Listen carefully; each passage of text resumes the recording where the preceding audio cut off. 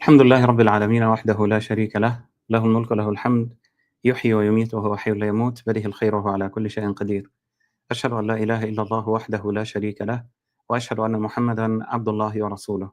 اللهم صل على محمد وعلى آل محمد كما صليت على إبراهيم وعلى آل إبراهيم إنك حميد مجيد، وبارك على محمد وعلى آل محمد كما باركت على إبراهيم وعلى آل إبراهيم إنك حميد مجيد.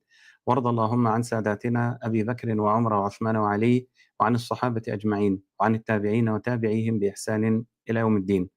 السلام عليكم ورحمة الله وبركاته. أسأل الله سبحانه وتعالى أن يجمعنا في مستقر رحمته حيث لا عين رأت ولا أذن سمعت ولا خطر على قلب بشر. وأسأل الله عز وجل أن يغيث إخواننا في القطاع، وأن يجعل لهم مما هم فيه فرجا ومخرجا، وأن يؤمنهم سبحانه وتعالى من خوف، وأن يطعمهم من الجوع. وأسأل الله سبحانه وتعالى أن يرقق قلوب المسلمين، وأن يجعلها قلوبا حانية على إخوانهم، وأن يحققوا قول ربهم سبحانه وتعالى: إنما المؤمنون إخوة، فيعينوا إخوانهم في القطاع على ما هم فيه من البلاء. وكذلك إخواننا في السودان، نسأل الله سبحانه وتعالى لهم أن يعينهم ربنا، وأن يغيثهم سبحانه وتعالى، وأن يخرجهم من ورطات الأمور، وأن يجعل لهم سبحانه وتعالى من هذه الحرب فرجا ومخرجا، اللهم آمين. حتى يجتمع بقية الإخوة، أود أن أتحدث في أمر ما، ألا وهو إنه الآن بدأوا يقولون السلفية وما السلفية. طيب، السلفية وما السلفية وهذا الكلام، ثم يقولون إنه محمد شمس الدين السليمان هذا العنتيل المطاطي. وبالمناسبة المطاط يا سادة كرام هو نوع من أنواع الثياب التي تصنع من المطاط، ثم بعد ذلك يرتديها أولئك الذين يبيعون أنفسهم ليكونوا كلابا بشرية في أوروبا، فيسمع ويطيع. طبعا هو يتقاضى الأموال، هو بيسجل نفسه في موقع من المواقع المعينة، هذه المواقع تدعو إلى مثل هذه الرغبات المنحرفة والشاذة، فيبيع نفسه أو يقدم نفسه يشترك في هذه المواقع. ومن ثم من يريد أن يكون صاحبا لهذا الكلب وعبدا لهذا الكلب، أو سيدا لهذا الكلب، وهذا الكلب البشري يكون عبدا له، الموقع بيأخذ المعلومات من هنا ومن هنا، ويبدأ في توفير هذه الشخصيات. الشخصية اللي هي الكلبية هذه تكون شخصية مازوخية، يعني شخصية تتلذذ بالتعذيب، يعني حينما تعذب تتلذذ بالدنيا كلها. نفس القصة ما يحدث دلجم هذا من أحقر خلق الله عز وجل، واللي يشوفه يا أخوانا على طول يحضره. تمام، هذا الدلجم من أحقر خلق الله، من يراه يحضره فورا يا أخوان. المهم إنه بعد ذلك يكون الشخص السادي. يعني إيه الشخص السادي؟ الشخص السادي اللي هو الشخص الذي يتلذذ بتعذيب الناس، فيقوم هذا الشخص بشراء هذا العبد المزوخي، ثم يقوم بعد ذلك بإجراء أو بأمره ببعض الأمور. زي إيه؟ يأمره مثلا بأن يأكل فضلاته، ما يخرجه هو، يأمره مثلا بأن يسجد له، وهكذا. طبعا هو لابس المطاط، وبعد ذلك يقع ما يقع من الفساد ومن الشذوذ والعياذ بالله. وهناك طقوس معينة يمارسها هؤلاء مع بعضهم البعض. يعني المسألة كلها من أولها حتى آخرها هي عبارة عن انحراف في السلوك، وانحراف في العقيدة، وانحراف في الدين. طبعا السليمان دعا إلى الشرك، ونحن نحارب الشرك ولا نقول به بحال من الأحوال. وما في موحد على وجه الأرض ممن يتبعون أهل السنة والجماعة في منهجهم الذي أخذوه عن الأئمة الأثبات الثقات، وهم أخذوه عن تبع الأتباع، عن التابعين، وهم أخذوه عن الصحابة، عن رسول الله صلى الله عليه وسلم. ورسول الله صلى الله عليه وسلم أخذه عن جبريل عليه السلام، وجبريل أخذه عن الله عز وجل. لا يوجد موحد يدعو إلى الشرك، وهذا الإنسان دعا إلى عبادة القضيب، فليس بسلفي، ولا علاقة له بالسلفية من قريب أو بعيد. وأنا على فكرة من الأشخاص الذين لا يتمسكون بالأسماء كثيرا. أنا ولائي لديني وليس لتيار معين، ولائي للإسلام، ولائي للتوحيد، وليس ولائي لشخص معين ولا لتيار معين. فيحصل إيه بقى؟ يحصل أنهم يعممون، يقولون هذه السلفية، هذه الوهابية، هذه كذا كذا كذا كذا. دعك من هذا كله. ولكن هذا الإنسان منذ البداية، والحمد لله رب العالمين. الحق سبحانه وتعالى شرفنا بأنه نفى خبثه عنا، بمعنى أنه كتب أولا فقال أنا لست سلفيا، كتبها باللغات، كتبها باللغة العربية قال لست سلفيا، كتبها أيضا أنه بالإنجليزية، وكتبها بالألمانية، وكتبها أيضا بالتركية. تفضل حضرتك شوف. لا تتوقع مني أن أكون مقلدا تابعا للمتأخرين والمعاصرين. ثم بعد ذلك قال أنا لست سلفيا، I am not سلفي. أنت سافل، ما أنتش سلفي. Ich bin nicht Salafist، يعني أنا لست سلفيا بالألمانية، تمام. وكتب بين سيلفي ديجليم، يعني بالتركي، إذا كنت أنا فعلا أنطق هذا النطق نطقا صحيحا، لأن ما أعرف التركية ماشي إلا يعني نزرا يسيرا. فإذا هذا الإنسان نفى أن يكون سلفيا في الأصل. فلا يحاول أحد الخبثاء أن يقول السلفية كلها وأن يقول هذه السلفية. هذا إنسان حدادي. انظر الآن ماذا يقول أيضا في أكثر من موطن. هل أنت سلفي؟ لا، إذا سألتني أنت سلفي أقول لك أنا مسلم. الحمد لله. هو إذن بعيد عننا تماما، ولا علاقة لنا به ولا علاقة له بنا من قريب أو من بعيد. ثم بعد ذلك جاء بقاصمة ظهر له. فانظر، هو قال أنا الإسلام، هو قال هذا، قال أنا الإسلام. تفضل. سلفي أنا مسلم، فإن كان السلفية على ما أنا عليه فنحن من أتوافق وأخالف في هذه التسمية، وإن كانوا على خلاف الإسلام طيب، فنعوذ بالله. بالضبط هو مطاطي. يعني احنا عندنا باتمان، والآن عندنا مطاط مان، روبر مان أو روبري مان، ماشي الحال. وبعدين هذا الإنسان قال أنه سينصر الحدادية على السلفية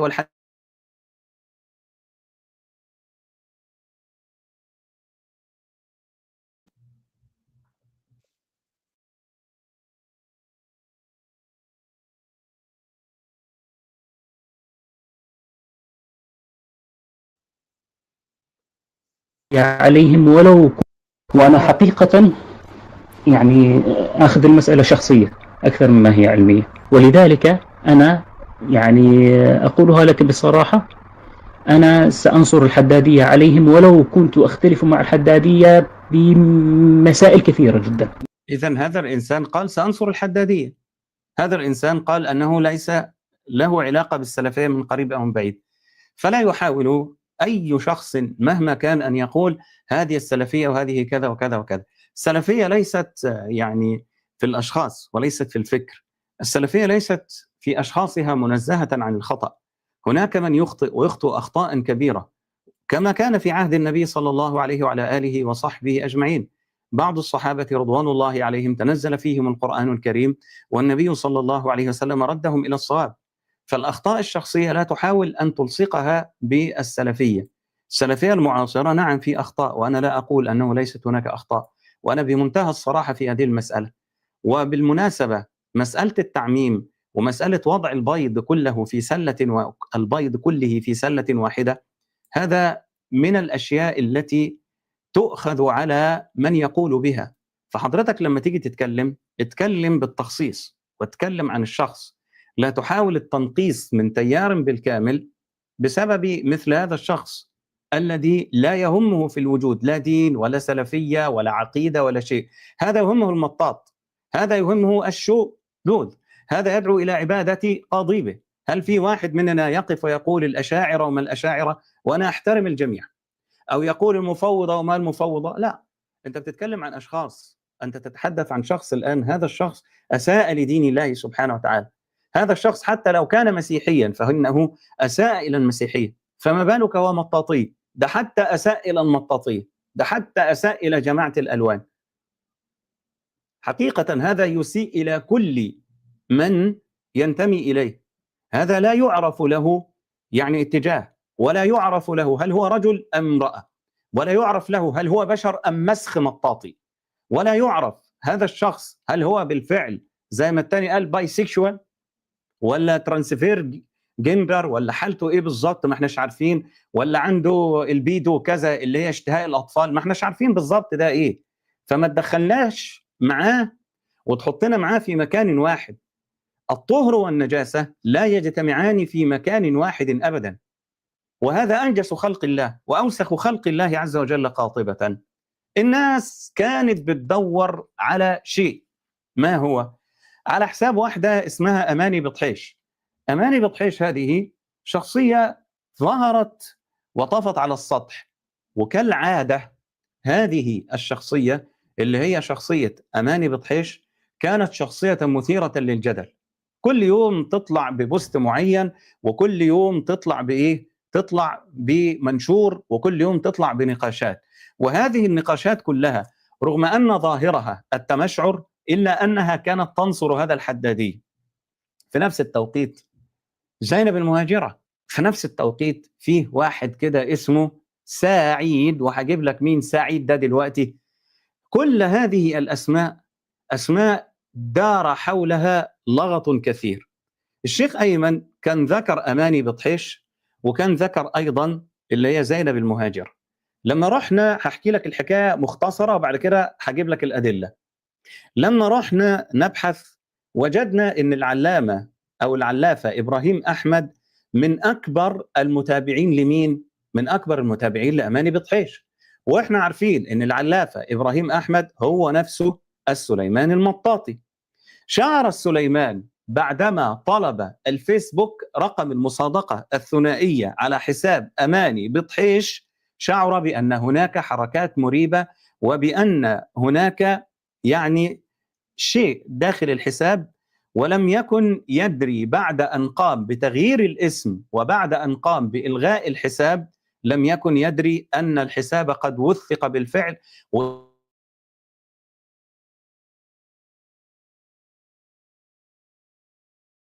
الصور كلها.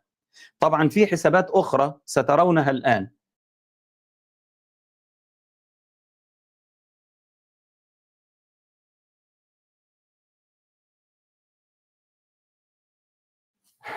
بص يا اخوانا، البث بيقطع. شيخنا ابو الحسن السلام عليكم مولانا. البث بيقطع يا اخوانا لان الكلاب بداوا يعني يقومون بالابلاغ عنه. انا غيرت الراوتر تمام، ومع ذلك برضه في تقطيع، فالتقطيع ده عباره عن ابلاغات. فيا ريت الناس كلها تعمل اعجابات بعد اذن حضراتكم من كل التليفونات اللي معاكم، بعد اذنكم يا جماعه الخير. كل الهواتف اللي معاكم اعملوا عليها اعجابات، لان النهارده هتشوفوا واحد بيطعن في النقاب بشكل فظيع. هتشوفوا دلوقتي عمل في النقاب ايه. ماشي؟ الحلقه دي ما هياش اقل اهميه من حلقه 15/11. حلقه 15/11 الحلقه دي مش اقل اهميه منها عشان تعرفوا بس. ماشي الحال؟ طبعا هنا هو كان بيدخل بهذا الحساب الى الاخوات، الى النساء، يا يهكر حساب واحده، يا اما يبدا يعرض على واحده ان تطلق من زوجها، يا اما ان نفس الحساب يعمل بيه علاقه بشكل ايه؟ بشكل معين. وطبعا الاصل عنده هو حرب الاسلام والاضلال وتكفير الاباء والامهات والازواج. فكان الحل الوحيد بالنسبه له بعدما كشف انه هو يقوم باخفاء هذا الحساب تماما ليخفي الفضيحه. ستجدون ان هناك عده مجموعات تسمى باسمه، وان المراه التي ادعت الاشعريه هي نفسها التي نشرت هذه المجموعه. يعني ينفع واحدة تروح تعمل مجموعة اسمها مجموعة الشيخ محمد شمس الدين وهي نفسها التي تسب فيه وتقول عنه أنه مجسم؟ طب الدين إزاي؟ يعني أنا لا أدري لماذا، ربما كيف أنني عرفت السبب. ده موضوع إيه؟ هو منين يودي على فين؟ فالحكاية كلها زي ما حضرتك شايف كده عبارة عن ترويج لنفسه. واحد يروج لنفسه. ما هو من ذم نفسه على الملأ فقد مدحها، فهو يخلي أماني بطحيش تذمه وتجهز الأسئلة اللي هو أساسا مجهز الرد عليها، وبكده يبقى هو انتصر في حلبة الصراع مع الأشاعرة. وللأسف أن بعض الأشاعرة الآن يخرجون ليسبونا نحن وليبرئوه هو والعياذ بالله.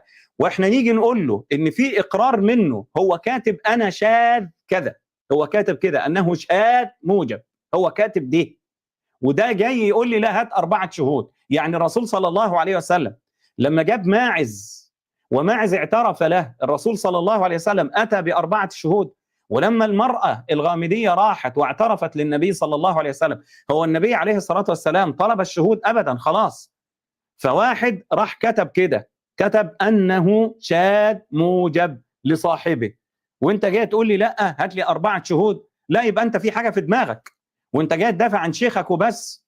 المهم يا اخوان، هو بيعمل الموضوع ده اللي هو موضوع أماني بطحيش لاصطياد الفتيات عن طريق الجروبات والمجموعات اللي هي بتعملها. يعني هذا الإنسان هو الأنجس الأوسخ في هذا الوجود، وهذا الفضاء الإلكتروني لم يرى أقذر من هذا الشخص ولا من يفوقه في نجاسته، مستحيل، ما فيش والله في نجاستك ولا من يفوق. ده أنت ترقيت حتى صرت أستاذا لإبليس. وأستاذ إيه؟ أستاذ مباشر، يعني مش أستاذ إيه أي كلام كده، لا، أستاذ مباشر. تمام. خلال البحث يا جماعة الخير وجدنا الآتي، خلال البحث وجدنا بعض الأمور الآتية. ماشي الحال؟ إيه بقى الأمور التي رأيناها؟ وجدنا إنه الحساب لشمس المطاط، والكلام ده كان من قد إيه؟ يعني أماني بطحيش دي إحنا عندنا شك، وكان يعني في مرتبة عالية جدا قد تصل إلى اليقين إن هي نفسها محمد السليمان، بس مفيش دليل، إحنا عايزين دليل ندمغ به السليمان. فواحد كتب له إن هو حدادي متخفي في وسط الأشاعرة. يعني حساب أماني بطحيش ده كان مكشوف من الأول. اللي هيحصل بقى إيه؟ يقوم شمس المطاط وهو بحساب أماني بطحيش بعرض شبهات يكون هو نفسه قد جهز الرد عليها مسبقا. وتخيل يا مؤمن هذا الخبث، كيفية الترويج لنفسه والدخول للنساء. هتأتي بقى الإثباتات. أثبتنا إن محمد السليمان نفسه هو صاحب الحساب ونفس البريد النجس، البريد بتاع مانويلا 66 والبريد بتاع نايس مانويلا 1992 ونايس 66. سجل البحث اللي في جوجل وبنفس التاريخ وبنفس الدقيقة ونفس الاهتمامات، لكن بنكهة أشعرية، ونفس الصورة يا كرام ونفس الجودة. بعد كده سنجد تمجيدا لشمس المطاط بأسلوب خبيث، حتى لما جه يكتب اسم الإمام النووي كتبه بسخرية. ثم بعد ذلك هتجد إن في بعض العبارات لا تتكرر إلا عنده هو. بعد كده هتشوف حاجتين في منتهى السفالة وفي منتهى قلة الأدب اللي في العالم.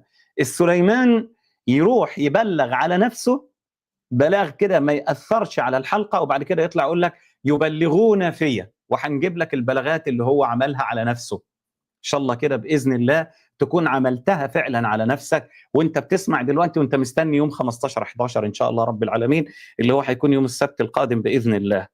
ماشي؟ ده غير كده إن احنا لما قمنا فتحنا زينب المهاجرة لقينا مصائب وحرب ضروس على دين الله سبحانه وتعالى.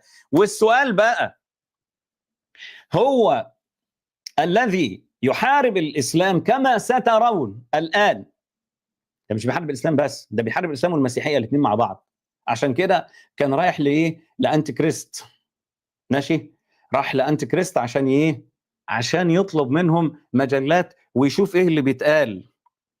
محاولات إيقاع الملتزمات في الرذيلة، عرض صور، هذه الصور يأخذ كلما شاهدها إنسان سيئات وتتراكم عليه، ولم يتب عن هذا، ولم يتب عن هذا من قريب أو من جديد. تعال لي بقى يا فندم عشان كمان هتشوف قصة أم موسى الأثرية. قصة أم موسى الأثرية، قصة أم موسى الأثرية هتشوفوها هنا، وإزاي إن في واحد بيدعي التدين يتاجر بعرضه ويتاجر بامرأته إلا إذا كانت هي راضية عن هذا.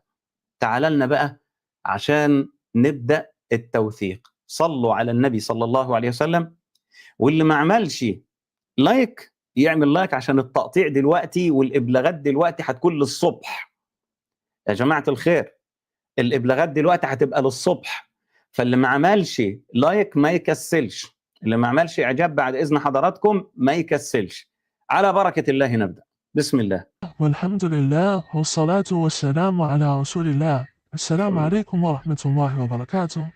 حياكم الله أيها الإخوة الكرام وبارك الله فيكم، ونعود إليكم اليوم في فضح وكشف وجه آخر وحساب جديد لهذا الكائن المسمى بميدو بن شمس الدين، وهذه المرة مع الحسابات النسائية أو الأنثوية التي يديرها هذا الشخص. والسؤال الذي يطرح نفسه، أنت مكتوب في بطاقتك الشخصية وفي جواز سفرك إنك ذكر، إنك ميل مش فيميل ولا شيميل، يعني مش مكتوب إنك جنس ثالث. ليه أنت داخل باسم واحدة؟ صحيح من قال يعني، ويعني ترجل النساء ليس بعجيب، ولكن تخنث الرجال عجيب. عشان ما حدش ينسى، عشان ما حدش ينسى، العالم الغربي الآن وعالم الدجاجلة الآن يريد تخنيث الرجال. ما هو لما الرجال يتخنثوا مين اللي هيدافع عن الناس؟ مين اللي هيقف أمام هؤلاء؟ فهو يعمد إلى تحقيق هذا ويطبقه على نفسه. يعني لو والده كان قد ذبح في عقيقته شاتين، طب ليه بقى؟ ليه؟ طب ما كان من الأول يعني خلاص ذبح شاة واحدة، مع إن برضه يجوز شاة واحدة برضه، وكان سماه بقى يعني أي اسم تاني، كان سماه أي اسم تاني، أي اسم امرأة، إن شاء الله كان يسميه بتعة ولا خميسة، ماشي، ولا يسميه أي اسم من الأسامي بتاعة النساء وخلاص، طالما هو كده. فأنت مكتوب في البطاقة إنك أنت ميل يعني ذكر، لا مكتوب أنت أنثى، ولا مكتوب إنك أنت يعني فيميل ولا شيميل يعني، ماشي، بس أنت شمال مش شميل، أنت شمال. اسمعوا بقى يا أخوان، يلا. وسنبدأ بحساب اسمه أماني بطحيش. أماني بطحيش. الأحلام كثيرة الكذب ومدخل للشيطان. هو حد جاب سيرة أحلام؟ احنا نعرف بس أم عائشة أم زينب المهاجرة. كما ترون فاكرين أم عائشة اللي قالت له أنا شفت الرسول عليه الصلاة والسلام وبيثني عليك وكنتش عايز أخد العلم منك؟ هو برضه أم عائشة يا جماعة الخير، تمام؟ فهو نفسه هو أم عائشة وهو زينب. يا جدع لما أنت كده ما كنت تروح تعمل العملية وتخلصنا من زمان يعني، إنما ليه كده يعني؟ ليه كده؟ اتفضل. الحساب أماني بطحيش كان موجودا قبل أن نبدأ بنشر التسريبات، وقام بذكره هنا الشيخ أيمن قلقل. يعني من حوالي شهر وشوية حساب أماني بطحيش كان موجود، حساب أماني بطحيش كان موجودا. إمتى بقى حساب أماني بطحيش هيروح؟ لما يجد إن في تحرك مريب داخل الحساب، ساعتها هيبدأ بقى يقول إيه؟ هيبدأ يقول لك لا دي هتبقى فضيحة على رؤوس الأشهاد، نقوم. بس ما كانش واخد باله قبل ما يقوم عشان يلغي الحساب إن المعلومات كانت قد توثقت. مصيبة على دماغك، مصيبة وبتدق على دماغك. فماذا فعل ابن شمس الدين؟ لا مش أم زينب، زينب المهاجرة وأماني فطحيش. محمد شمس فاهم عليها أكيد. انظروا، العلامة ميدو بن شمس الدين موجود من ضمن المعجبين بهذا المنشور لأماني بطحيش. يعني هو داخل عند أماني بطحيش اللي هي بتدعي حاجات كده، داخل عندها وبإيه وعامل إعجاب على الفيديو اللي هي حطاه. يا حبيبي قول. وهناك اسم سارة، هذا أيضا سننظر فيه لاحقا. A few moments later. فبعد أن علم ابن شمس الدين بأن هذه الحسابات قد تم اختراؤها وأن هذه التسريبات قادمة لا محالة، أراد أن يستبق الأمور ويحدث. يا مكسيم، انت مالك مغربي ولا سوداني ولا شامي ولا مصري؟ انتوا بتدوروا ليه يا اخوانا على الكلام ده؟ ما المعلومات عندكم. ايه اللي يهمك في الشخص؟ ما الذي يهمك في الشخص؟ برضه واحد كاتب لي مش عارف مين كان ليه يد، والله العظيم ما تعرفوه، والله العظيم ما تعرفوه. والصوت ده بالذكاء الاصطناعي عشان تكونوا عارفين، ماشي الحال؟ عشان بس ما تتعبش نفسك وتفكر كتير. يعني الصوت ده ذكاء اصطناعي، مش الفيديو ذكاء اصطناعي، لا الصوت نفسه، حتى لا يعرف من هو. بس في الحساب بكل هدوء يظن بأننا لم نوثق شيئا بعد، أو ربما يستطيع أن يتهرب من بعض الأمور عن طريق حذف الحساب وانتهى الموضوع، أو ربما هو خائف من تنمية الفضائح في هذا الحساب لأنه حساب أقدم حتى من حساب العلامة. هذا يعني ربما حساب معروف لدى الأخوات، لدى النساء، لدى طالبات. ميدو بن شمس الدين يعني قام بحذف الحساب كما يفعل المسيء. كاد المسيء أن يقول خذوني. انظروا، حساب أماني بطحيش ليس موجودا ضمن البحث، ولكني وجدت حسابا إذا ما قلت نسيت كلمة السر ووضعت هذا الإيميل أنا أعرفه هو إيميل أماني بطحيش، وقد تم إرسال الكود أو كود التفعيل إلى الإيميل، وبالتالي قد انتبه بأن هناك من يحاول الدخول إلى الحساب الذي أغلقه ولا يستطيع أن يحذفه مباشرة. الفيسبوك لا يعطي هذه الصلاحية. الفيسبوك يقول لك تريد حذفه، إذا خلال 30 يوم سيتم حذفه. إذن هو شعر الآن بتحرك مريب وتحرك غريب داخل الحساب، فلما شعر بهذا وهو يعلم تمام العلم أن هذا الحساب سوف يسبب له فضيحة كبرى نتيجة ارتباط هذا الحساب بالنساء، ونتيجة ارتباط هذا الحساب بالأخوات، ونتيجة ارتباط هذا الحساب بعلاقات عاطفية كثيرة، فقال لك نعمل إيه؟ نبدأ في عملية الإيه؟ عملية إخفاء هذا الحساب. وطبعا الفيسبوك مش بيستجيب على طول، بيدي صلاحية لمدة 30 يوم، فال30 يوم دول إذا أنت ما رجعتش فيهم بيقوم بحذف الحساب بعد كده. فاللي حصل هو اللي أنت هتشوفه دلوقتي كده. أنا بحاول إن أنا أفهم الناس أكثر وأكثر. الحساب ولكن يبقى مغلقا حتى تتم ال3. إذا كنت تريد أن تعيد فتحه تستطيع أن تأتي وتشدد الدخول كالعادة ويتم فتحه مجددا، وبالتالي وصل إليه الكود بأني حاولت أن أدخل إلى الحساب. ماذا سيفعل؟ كما فعل بحسابه محمد السليمان، قام بتغيير الاسم، فبالتالي الآن لا أستطيع أن آتي إلى هذه المرحلة بالتحقق. لو زودتم لن تستطيعوا أن تأتوا إلى هذه المرحلة لأنه غير الاسم. هذه المجموعة مجموعة الشيخ محمد بن شمس الدين، هذه المجموعة أنشئت عن طريق هذا الحساب أماني بطحيش. فلو بحثت عن بطحيش إذا يا أخوانا أدي أول شيء، لو سمحتم يا أخوانا أنا هشوف حاضر خلاص. والله العظيم إنك كذاب يا نيوز رمضان، أقسم بالله إنك كذاب، أقسم بالله إنك أنت إنسان كذاب، والله العظيم إنسان كذاب.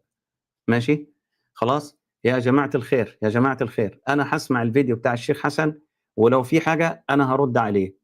الناس اللي بتقول لي الشيخ حسن عامل فيديو، أنا هسمع فيديو الشيخ حسن. يا ريت تركزوا معايا دلوقتي، يا ريت الناس تركز معايا دلوقتي. بعد ما اخلص البث ده هسمع فيديو الشيخ حسن، لو في حاجه تترد انا هرد. ممكن يا جماعه الخير بعد اذنكم؟ يلا يا اخواننا كده، ادي مجموعه اسمها مجموعه الشيخ محمد بن شمس الدين. انشئت هذه المجموعه بمعرفه اماني بطحيش. تجد المنشورات الكثيرة، أماني بطحيش يتكلمون معها، يطلبون منها أسئلة وما إلى ذلك، فلا يذكرون أماني بطحيش.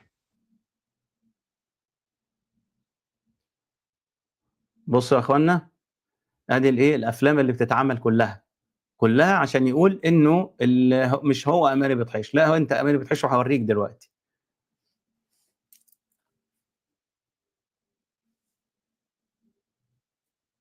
وستجد أن هناك من كشف هذا الحساب، أن تجد التعليقات. بصوا يا اخوانا، الشخص ده كشف ان اماني بطحيش هي رجل، فقال اماني بطحيش هو صاحب هذا الحساب مات او اتهكر، صار لي 10 ايام مش شايفه.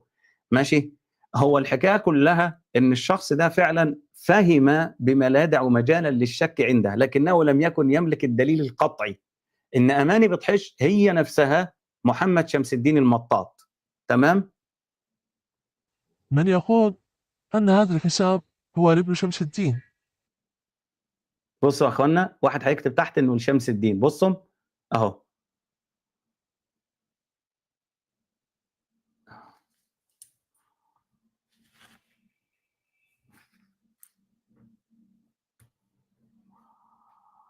كنا نعرف أنه حدادي متستر بلباس الأشعرية. شفتم يا اخوانا، هو بيقول انه ده حساب لواحد حدادي متدثر ومتستر باسم الحدادية، باسم الأشاعرة أقصد. يعني هم اكتشفوا هذه الحقيقة، لكن الكلام ده هتلاقيه من فترة طويلة، لكن فين الدليل بقى؟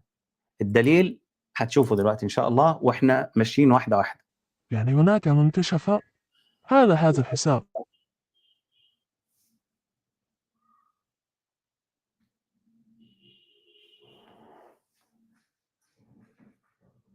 العارف بالأقدام المتسخة.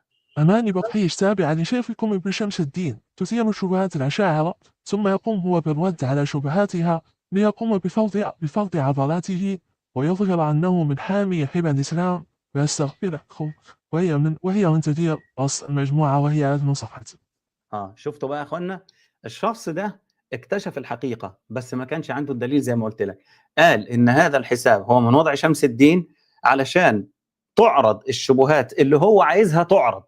ماشي، تعرض الشبهات اللي هو عايزها تعرض. يعني ايه؟ يعني هو بيقول لأماني اللي هي نفسه، بيقعد يكلم نفسه كده ويقول ما تيجي ندخل من عند حساب أماني، ومن عند حساب أماني نحط الشبهات. فلما هي تعرض الايه؟ تعرض الشبهات، تمام؟ اول ما تعرض الشبهات بسرعه هو يرد عليها، ويبقى كده يظهر ان هو العالم ويفرض عضلاته على الايه؟ يفرض عضلاته على الناس. ماشي يا اخوانا؟ هذا كان يسب طيبين غاطية مع جعل الاحترام، بل أنتم كائناتنا مسيرة لها تعلمون بشيخكم وتبررون لهم. فرحان نحن في الحساب، بس بداية هذا الحساب وثقته قبل الحد. وهنا سنبدأ بأول إثبات، أول دليل على أن صاحب هذا الحساب هو ميدو من شمس الدين. الأدلة يا أخوانا، انظروا إلى صورة الأدلة. البروفايل وتاريخ إنشائها وتاريخ رفعها على المنصة 16 يناير 2019 الساعة 8 بالضبط. نأتي إلى حساب العلامة. ما الذي جاء بي إلى حساب العلامة؟ ميدو بن شمس الدين.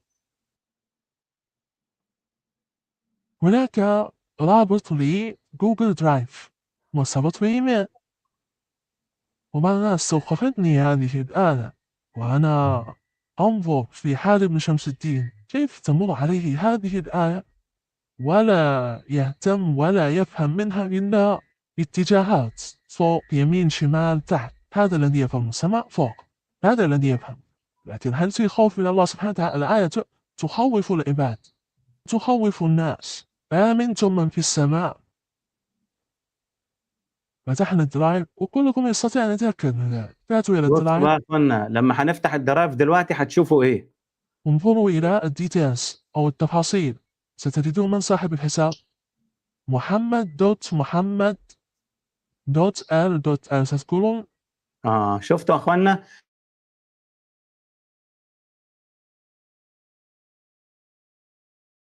زود ال عليه لا أكثر ولا أقل. هذه أول الأدلة.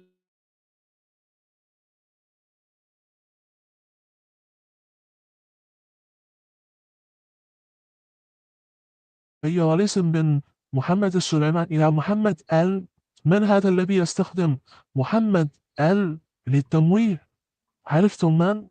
وللتأكيد سأريكم أن الآن هذه المعلومات ستتغير بمجرد أن أفتح هذا الرابط من خلال ذات الإيميل المرفوع عليه. هذا هو صاحب هذا الرابط أو صاحب هذا الملف. الآن حولت إلى الإيميل. انظروا إلى المعلومات. أنا الذي قمت بتعديله بتاريخ 2020 طبعا، وأنه الله المستعان. طيب، والخيارات حتى تغيرت. أستطيع أن أغير اسم الملف. الآن هذا هو نسمي نفسه تعلم كيف. أستطيع أن هو مفكر إن هو هيقدر يعمل كل حاجة، لكن لا، البريد ما بقاش في إيديه دلوقتي يا جماعة الخير. بصوا بقى الاسم كما شاء. فكما ترون يا من كذبتمونا حين جئنا بهذا الإيميل وجئنا بالمشتريات الوسخة وجئنا بالإيميلات والرسائل والأقدام وما الأقدام وماكس، هذا هو أمامكم. أيوة، البريد هو يا جماعة الخير. يبقى إذن الآن أكبر الأدلة على إنه هو أماني بطحيش، لما رحنا الجوجل درايف اكتشفنا إن حساب أماني بطحيش هو نفسه من نفس البريد الذي اشترى منه السليمان الأدوات إياها بتاع المطاط، واتكلم مع مانويلا 1992 ونايس 66. ده البريد اللي مليان نجاسة، ده البريد اللي مليان قذارة، ده البريد اللي فيه ماشي كل الأسرار والعالم الخفي والجانب الخفي من شخصية عنتيل المطاط، من شخصية المشرك الداعي إلى عبادة قاضيبه، من شخصية الذي دعا إلى عبادة غير الله سبحانه وتعالى. يا ترى الذين كذبون الآن ماذا يقولون؟ كل يوم نجيب لهم دليل أقوى مما قبله، ومع ذلك برضه لسه حتى هذه اللحظة لسه برضه تشوف واحد واثنين وثلاثة يتكلم بكلام عجيب وبكلام غريب ويقول لك تجسس وما تجسس. يا أخي أنا مش عايز أتكلم، تفضل. والآن سأثبت لكم بأنه هو صاحب حساب أماني بطريش. هذه الصورة وبالتاريخ وبالوقت ضمن سجل البحث في جوجل.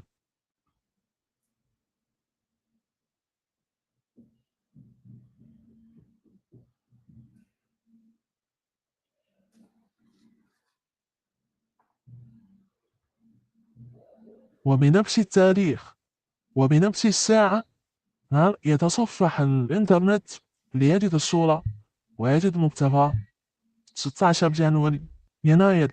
هذه الصورة بجودة عالية 16 يناير 2019 تاريخ واحد نجعله واحد. مع بجانب شوفوا بقى. بعض في يسر المقارنة. انظر نفس الدقيقة ونفس التاريخ. هذا هو ميدو بطحيش. شفتوا يا اخوانا ولا ما بطحيش. شفتوش؟ شفتوا ركزوا المصايب يا على اخوانا هذه ولا الصورة. لا؟ رأيتم يا اخوانا ما يحدث ولا لا؟ شفتم يا اخوانا ولا ما شفتوش؟ الناس الآن رأت الحقيقة. الآن كشف أن شخصا كتب في بطاقته الشخصية وجواز سفره أنه ذكر، بس مسمي نفسه أماني، واحد مسمي نفسه أماني وواحد مسمي نفسه رغد، ومش عارفين بقى في أسامي إيه تاني. المشكلة بقى لو لقينا واحد تاني مسمي نفسه بوسي، ولا لقينا واحد مثلا مسمي نفسه نيلي، ولا لقينا واحد مثلا مسمي نفسه لولو. لا ده في لولو صحيح، في صحيح، انا ما خدتش بالي والله، بس هي جت كده، انا لم اقصد يعني. بس اصل لولو ده عندنا يعني اسم بنت مش اسم ولد، لما بيكون ولد عندنا بيبقى مش تمام حبتين، ماشي. فتخيل بقى ان واحد ربنا خلقه ذكرا ويسمي نفسه اماني. يا سلام يا اماني، مليانه اغاني يا اماني، اماني وحناني، قولي يا اماني. عند العلامة ثم نأتي لأماني. طبعا شوفوا عنوان الفيديو تحت.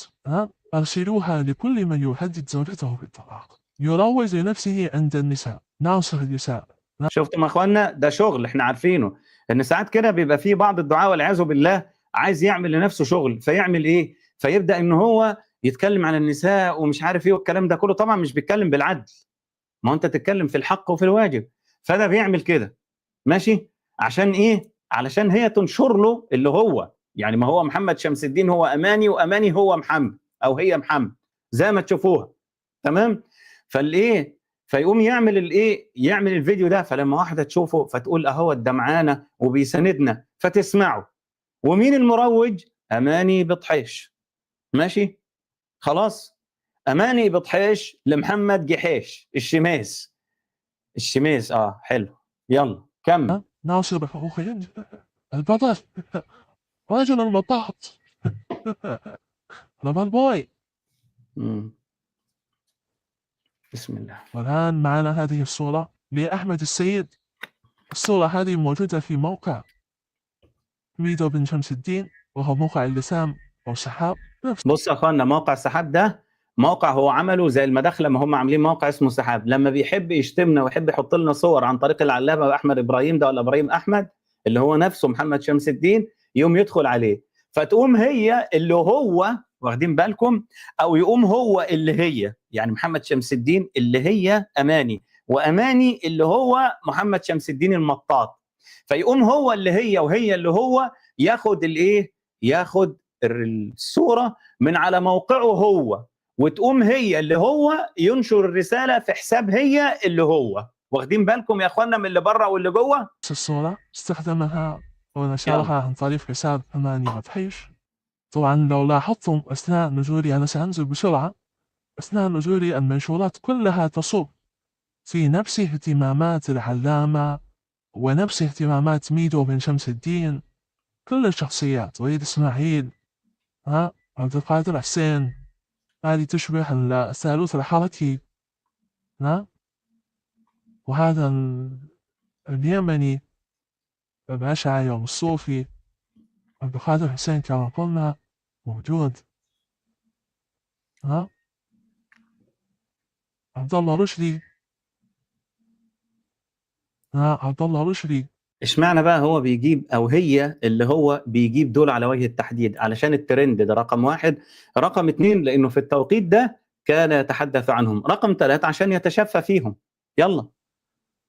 وسنأتي إلى هذه الصورة لاحقا. مصطفى العدوي اللي هو شتمه. لها نفس التوجه. أنا تظن أن اسمها كانت أماني العساف، ده كان الاسم وتقريبا القديم. 7 أعوام. هنا سأثبت لكم بدليل آخر. اسمعوا بقى الدليل ده يا اخوانا، لان الدليل ده هيبين لك ان هذا الانسان انسان الى ابعد حد ممكن، هو انسان قدر، وكل ما يريده هو الايقاع بالمسلمات في مستنقع الرذيل الذي يريده. وسترون في اخر هذا الفيديو ان هذا الانسان يحارب دين الله ويحارب الحجاب ويحارب النقاب. بص يا اخوان، أو نوع آخر من الأدلة، وهذا النوع من الأدلة هو تناسخ الأفكار بين أماني ميدو بطحيش والعلامة ميدو بن شمس الدين وميدو نفسه بن شمس الدين. سترون تناسخ الأفكار. هنا ماذا تقول؟ يعني لما تكلم عبد القادر حسين سي بن باز بن عثيمين عبد الله، ما كان فيه تلك الردود الدفاعية كما حصلت مع النووي، وهذا مما يدل أن النووي من أولياء الله الصالحين. إذا ذكرت النووي هو ليس هي، لا تنخبط. بصوا يا اخوان، هو كتب بايد هي انه ما حدش دافع لا عن ابن باز ولا عن ابن عثيمين، دول دافعوا عن النووي زي ما هو بيقولها، بس دي تقال بنكهه اشعريه عشان تثبت ان مين؟ ان احنا على خطا، وان احنا زي ما هو قال عننا مدجنه وهو طبعا المنتنه. وبعد كده ايه؟ وبعد كده واخد بالك يطلع اللي يقول صح، يبقى ده راجل جامد وده راجل حلو ويفرد عضلاته، وبكده يبقى ده اعتراف من الاشاعره، اعتراف مزدوج. طبعا لو ده اعتراف منهم، بس ده اعتراف من اماني بطحيش اللي ما يعلم بها الا ربنا، اللي هي نفسها محمد شمس الدين. يبقى كده ده اعتراف بجزئيتين، ان هو صح، والاعتراف الاخر اننا على خطا. فشفتوا يا اخوانا الخبث، شفتوا الخبث وصل لحد فين؟ اهو ده فعلا لما حد يدخل قناته يقول بسم الله اللهم اني اعوذ بك من الخبث والخبائث. بصوا بقى يا اخوان، هو ذكر النووي والسيوطي، وهذا يدل على أنهما من أولياء الله الصالحين. من قال بنفس الكلام؟ العلامة ميدو بن شمس الدين في شهر 8.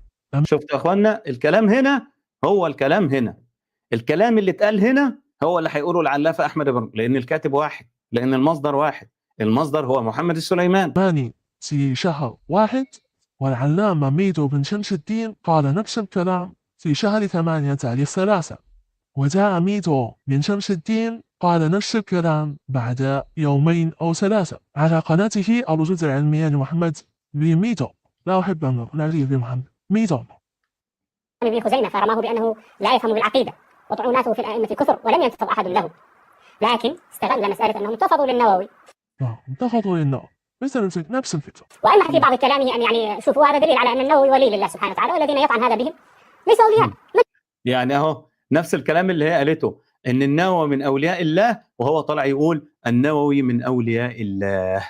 تخيل بقى ان الكلام هو، والعلافه ابراهيم احمد يكتب نفس الكلام يا اخوانا. يعني القصه كلها ان المصدر واحد، الشخص واحد، الحسابات واحده، المالك واحد. رجال شيطان انتفض احد بالدفاع عنه. وهنا نفس الحركات. شوف التاريخ، جولاي 13 2018. ماذا قالت أماني ميدو؟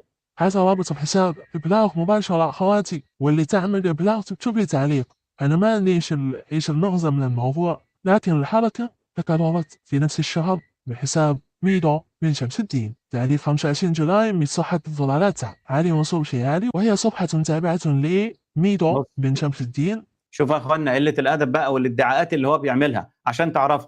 بس قبل ما تشوفوا الصفحه اللي هو كان عاملها وطلع كاتب بيه، انا عايز اسالك سؤال يا مطاط.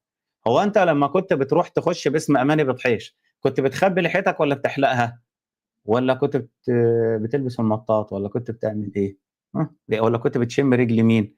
ولا يمكن انت كنت بتحب واحده اسمها اماني واخد بالك، وكانت ريحه رجلها منتنه على راي الشيخ علي القرني، لما قال لك إيه؟ كجيفة هدهد ميت في جورب مسافر أبخر لم يمسه الماء أشهرا. ما هذا المستوى المنحط الذي وصلت إليه على كيان؟ صفحة مزورة باسمي من أنت يا بوبو؟ ميمو ميدو رابر بوي، من أنت؟ كما ترون حركات سخيفة وسفيهة ومكررة، أماني ثم ضلالات علي منصور كياني، ثم يأتيك بصفحته لاحقا أو مؤخرا يقول أبلغوا عن هذا الحساب، والحساب كان أم موسى الألمانية. يعني اسمعوا يا أخوانا عشان تعرفوا حساب أم موسى ده، عشان ما حدش ينسى. بس واحد بزعمه هو، اسمعوا القصة دي الله يستركم، دي مهمة جدا. واحد بزعمه هو أنشأ هذا الحساب اللي هو حساب أم موسى الأثرية، وقال بعد ما أنشئ ب5 دقائق أو ب4 دقائق الواحد بعت له على الرسائل الأخرى اللي هي الأزر على الفيس. وطبعا الأزر على الفيس ده ما بيديكش أي إشعار، مش بيديك إشعار خالص، لا ده أنت لما بتدور بتلاقيه. فمعقولة في نفس لحظة إنشاء الحساب تكتشف على الأزر، يعني على الرسائل الأخرى اللي هي الرسائل المزعجة، إن في أم موسى الأثرية، وبعدها ب5 دقائق تخش وتكتب مباشرة على طول كده؟ يا سلام. وقلت لك يومها وباهلك، بس تعمل إيه؟ بس كنت عايز أسألك، أنت نوع المكياج اللي أنت بتحطه وأنت اسمك أماني بطحيش إيه؟ مكياج منين؟ من أي شركة؟ يعني مثلا بتجيب من شركة أفون مثلا، ولا بتجيب من شركة ايه؟ انا ما اعرفش والله شركات، ما هو المكياج ده اللي يعرفه امثالك.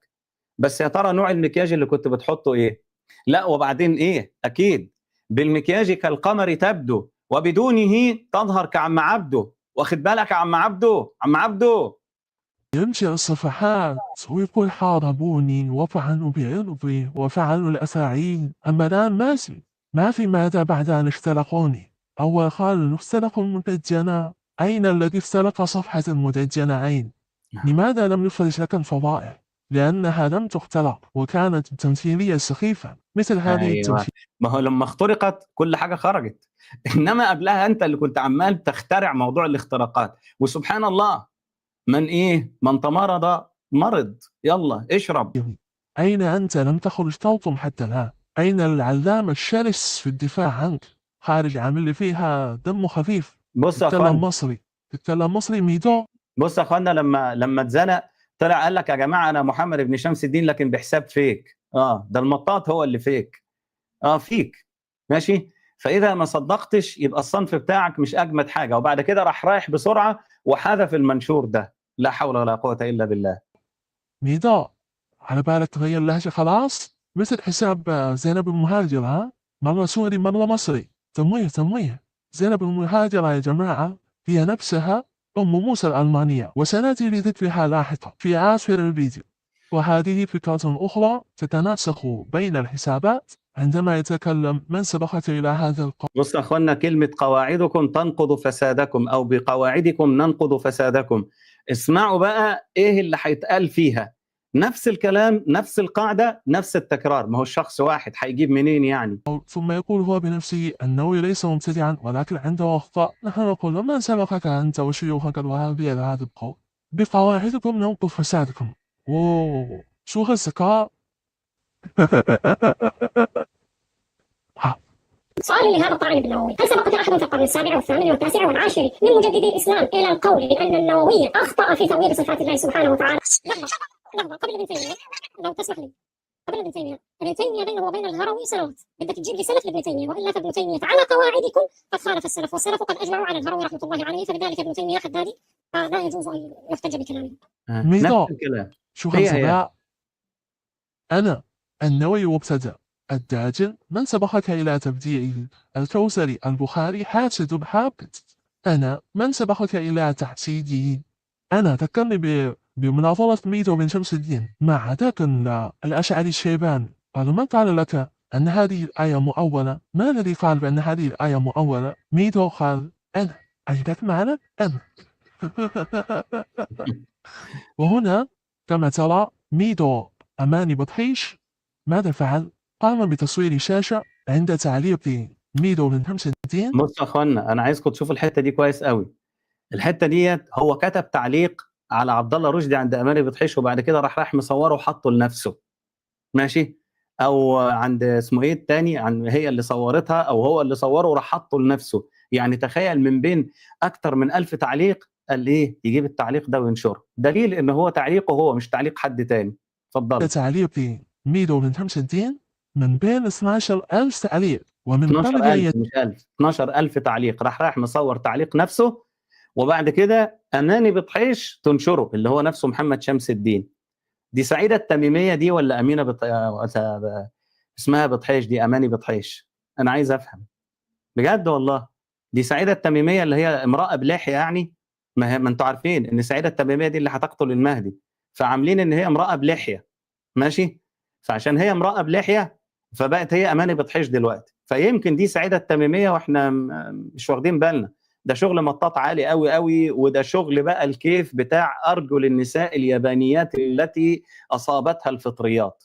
شوفوا بقى. تحصل تعليق ميدو بن شمس الدين على إعجاب واحد، هذا يعني أنه هو الذي كتب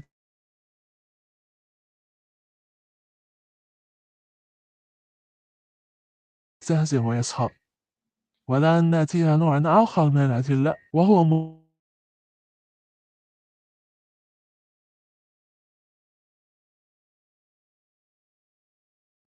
كابتن ماجد ياسين يكتب التعليقات عندها وهي تكتب التعليقات عنده، هي تقوم بنشر منشوراته لتعلق عليه وهو يقوم بنشر منشوراتها للتعليق عليها، وهكذا يتم التداول والترويج فيما بينهما. أما هذا المنشور فقد تنبهت إلى أمر اليوم فقط حقيقة، وأنا أجهز لهذه المادة شد انتباه. شوف يا اخوانا، هو لسه الاخ بيتكلم على موضوع اماني بطحيش، بس في السكه كده اكتشفنا حساب كمان له، والحساب ده هتشوفوه بتاع مين؟ بتاع سعيد اسعد، من نفس حساب السليمان اللي هو البريد اللي بيطلع منه المطالب والطلبات والادوات والشراء والاتفاق على السهرات الايه؟ السهرات المطاطيه. ماشي يا اخوانا؟ بصوا بقى وركزوا الله يبارك فيكم.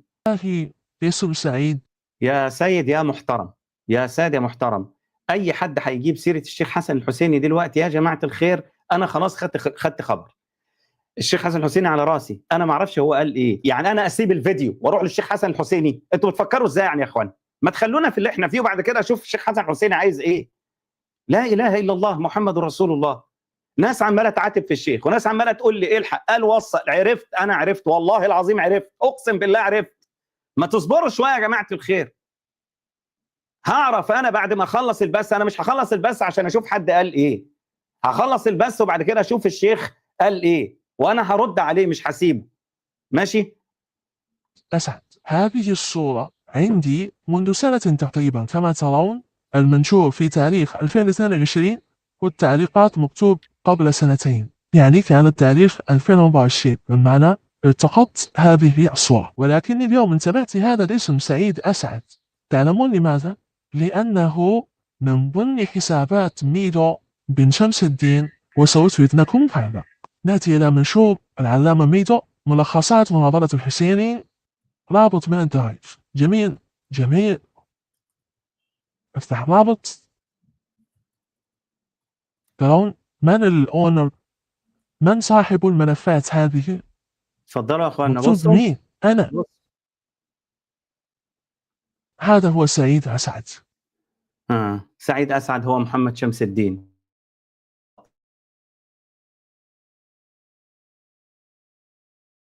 العلماء فقط قبل المئة الثامنة، يعني بين المئة الرابعة والمئة الثامنة.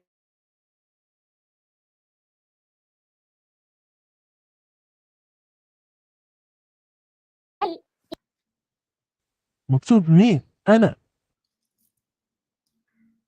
هذا هو سعيد اسعد.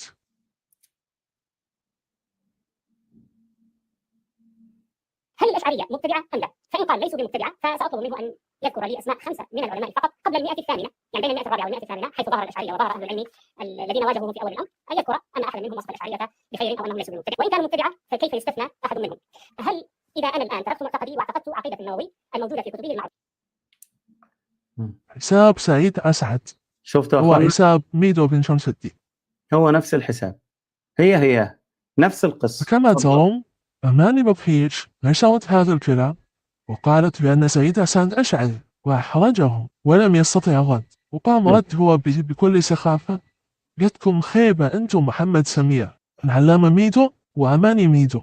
يعني داخل يتكلم بحساب سعيد أسعد وبحساب أماني بطحيش وبحساب العلافة إبراهيم أحمد. طب الشخص ده بيعمل إيه في يومه؟ الشخص ده بيعمل إيه في دنيته؟ الشخص ده متى يصلي؟ الشخص ده متى يقرأ القرآن؟ الشخص ده متى يطلع على العلم؟ الشخص ده متى يعرف ربه سبحانه وتعالى؟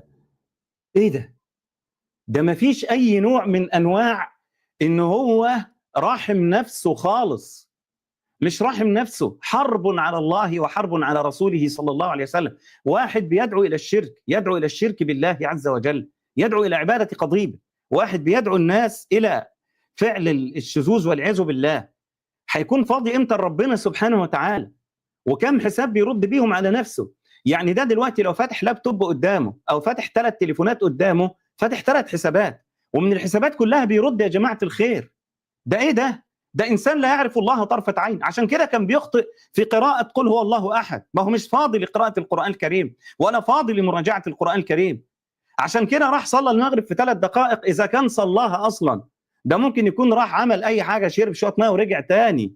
يعني ده عايز له إن اليوم يكون 168 ساعة، يعني عايز 7 أيام في اليوم علشان يعرف يقدر إن هو يلاحق على الحسابات اللي عاملها. ده لسه يا اخوانا، ده انتوا كده كام حساب؟ يعني حساب روان، وحسابه هو، وحساب احتياطي، وحساب العلافه، وحساب اماني بطحيش، وحساب ام موسى الاشريه، وحساب سعيد اسعد، والحساب كمان اللي هو بتاع الثانيه اللي هي المهاجره دي، زينب المهاجره. ده غير الحسابات الثانيه. يعني انا بتكلم في ايه؟ وبعد كده يرجع يقول انتوا شغلكم مش شاغل السوشيال ميديا؟ مين قال كده؟ ده الواحد بيعمل حلقه كل كام يوم، او بيعمل بس يوم ويوم ومش لاقي وقت. ده إذا كان بس يوم ويوم أصلا. يعني أعوذ بالله من غضب الله. كملوا يا أخوانا عشان تشوفوا دلوقتي المصيبة اللي جاية. سعيد أسعد كيف يقال أن الإمام النووي لم تخب هذه؟ شيطان هذا شيطان.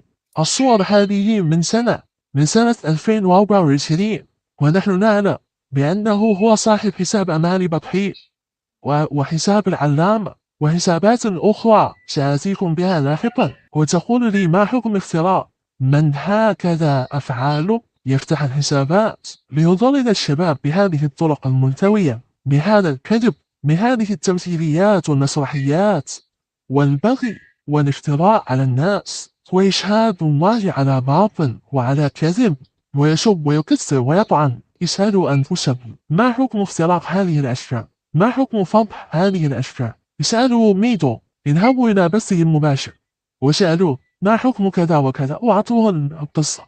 واذهبوا عند شدهة البال حبة الخال وسألوه نفس السؤال، ولا الحارة ما ينكر على حارتي. ولزيادة إثبات بأن سعيد أسعد هذا الشهور منذ بداية فتح الحساب هذا أول إيميل. اتفضلوا يا اخوانا الايميل اهو عشان اثبت لكم ان هو سعيد اسعد. ماشي، اتفضلوا. اول حاجه سعيد 2020 اهو. وسترون هذا اسم قناتي وسترون التبليغ. بصوا يا اخوانا، بيبلغ على نفسه عشان يرجع ويقول ان احنا اللي بنبلغ عنه. حد شاف قذاره ونجاسه ووساخه وايه تاني؟ انا مش لاقي حاجه تانية. ما هو انتن من جيفه حمار، انتن من جيفه حمار. واحد عامل حساب اسمه سعيد اسعد عشان يبلغ عن نفسه، يعني عامل قناه نفسه اسمها سعيد اسعد عشان يبلغ على نفسه. وطبعا الابلاغات اللي هي لا تضر قناته، الابلاغات اللي هي ما تضرش قناته باي حال من الاحوال، لا دي ايه؟ مجرد انه هو بس يقول المدجنة يبلغون فيه، المدجنة وأهلي وجيراني، المدجنة ومحمد السليمان، المدجنة عمله، المدجنة خله. يا منتن يا منتن يا بتاع أقدام اليابانيات المنتنة المتسخة، يا بتاع منويلا 1992، يا أخت أماني، يا أخت أماني، يا أماني يا اللي بلحية، يا أماني يا اللي بلحية اللي بتعملي سويت في رجلك. عارفين اماني اللي بلحيه اللي بتعمل سويت في رجلها يا اخوانا بعد ما رجلها كان فيها شعر في سوريا؟ هو محمد شمس الدين المطاط يا جماعه. ده انا لسه ما طلعتش يوم 15/11 احنا عرفنا دلوقتي ليه رجلك كانت بيضة خالص يوم ما رحت تركيا. عشان اماني. عشان اماني. ما هو ما فيش راجل بيعمل سويت يا حبيبي. ما فيش راجل بيعمل سويت يا بابا كده يا بابا. السويت ده للمخنثين اللي زيك يا بابا. ماشي؟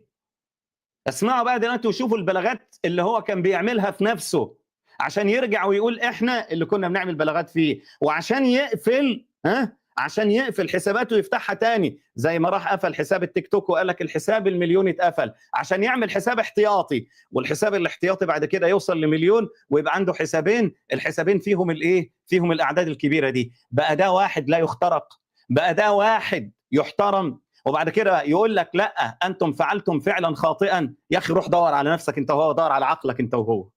تبليغات عليه وتواريخ منشورات العلامة ميدو بنفس تاريخ الإيميلات هنا يشتكي من تبليغ الناس عليه، أمثال قناة جول الإسلامية، أمثال محمد سميع، أمثال أبو أويس المغربي، السلفية المدجنة والمداخل الجدد التي بها قناته تم البلاغ عن طريق أطفال. هذا البلاغ من محمد سمير في تاريخ 17 مارس، ومجموعة رسالة أخرى عن ذات البلاغات وغيرها مجمعة في تاريخ 18 مارس.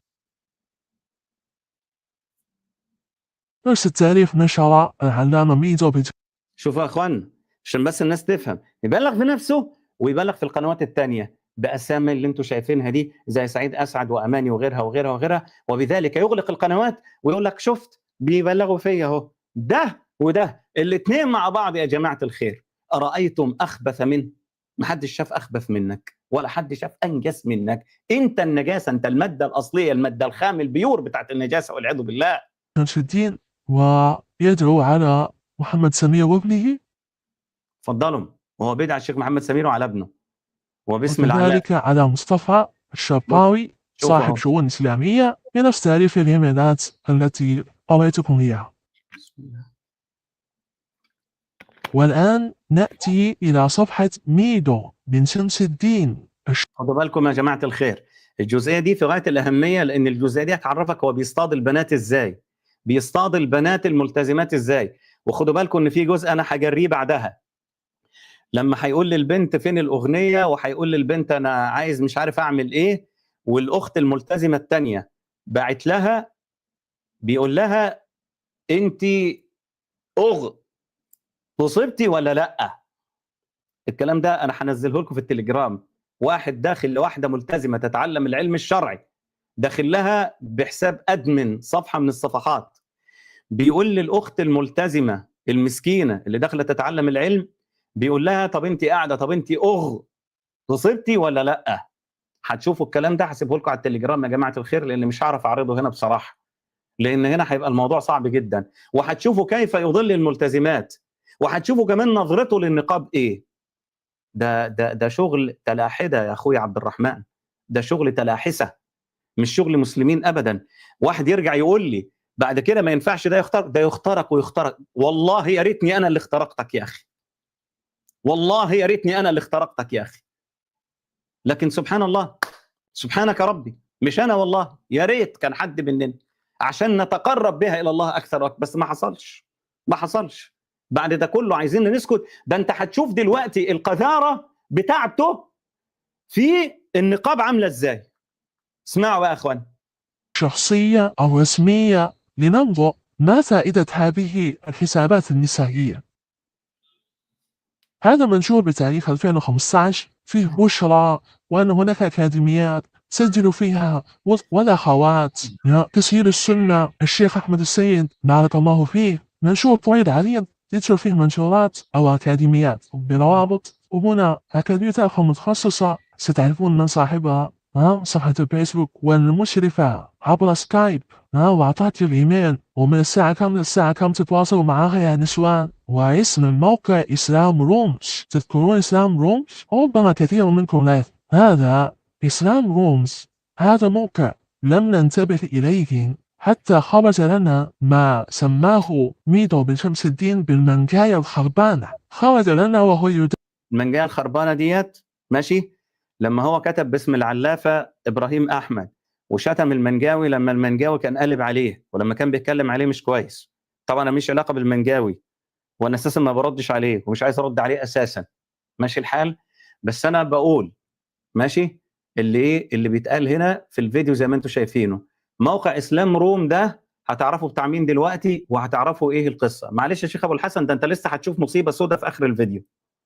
دافع عن ميدو قال بأن سيفار كان طالب علم منذ سنوات طوال تعود إلى تاريخ 2007-2008 وجاء بروابط لهذا الموقع المحذوف الغير موجود، ولكنها كانت روابط من الأرشيف، واشترى على خصومهم خصوم المنقاع الخربانة وميدو افترى عليهم وقال أنهم يخفون الحقائق ما لا يظهره المدجنة، أو هكذا كان عنوان الفيديو. الآن يعني حذفه ربما لأنه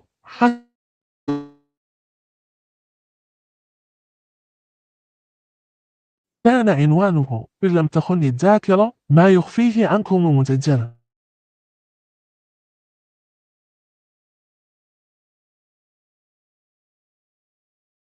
عن طريق جوجل كما يدعي. فالإخوة الذين وجدوا الماضي الأسود لسيفار وحساباته القديمة كل ذلك تم عن طريق جوجل. المواقع موجودة ولم تكن مخفية أو محذوفة، ولكن المنقاوي ادعى زورا وكذبا بأنهم أخفوا هذه الحقائق التي وقعوا عليها، بأنه طالب علم يتكلم وينشر عن أحكام الحيض والنفاس. حرفيا هذه بعض الصور التي جاء بها المنقاوي، وها هي هنا ضمن الأكاديميات الخاصة بالنساء. تواصلوا مع المشرفة عبر قلنا تواصلوا مع المشرفة، والمشرفة دي مين؟ المشرفة ديت أماني أم لحية، المشرفة دي زينب المهاجرة أم لحية، المشرفة دي أم موسى